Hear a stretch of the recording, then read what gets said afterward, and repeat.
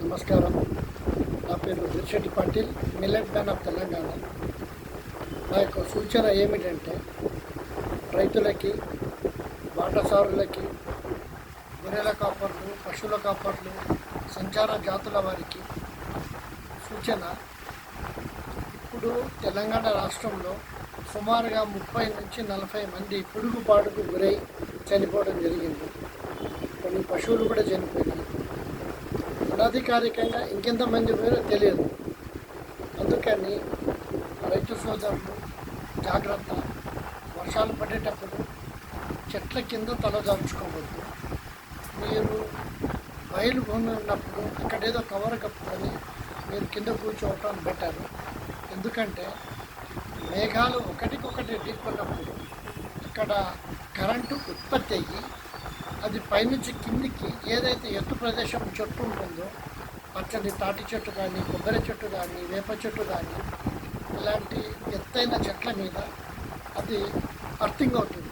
అప్పుడు plus minus కలిసినప్పుడు భయంకరమైన శబ్దంతో అగ్గి తగిలి కరెంటు షాక్ గురై పశువులు, జంతువులు, మనుషులు, చెట్లు కాలిపోవడం జరుగుతుంది. అందుకని దయచేసి వర్షాలు పడేటప్పుడు, గాలి దుబ్బరం ఉన్నప్పుడు చెట్ల కిందికి వెళ్ళకండి. కొంచెం దూరం ఉండి మీరు మీ యొక్క ప్రాణాలు కాపాడుకోవడం అనివార్యం. రెండవది, గాలి దుమారం వచ్చినప్పుడు కరెంటు తీగల కింద ఐరన్ పోల్స్కు ముట్టుకోవటం కానీ, అర్థింగ్ సైడ్లో ఉన్నటువంటి రాడు కానీ ముట్టుకోవటం కానీ, ఎక్కడైనా తెగిపోయిన వైర్లు దాటడం కానీ, వాటిని పక్కటి జరిపేద్దామని చేయటం కానీ, అలాంటి పనులు చేయకండి.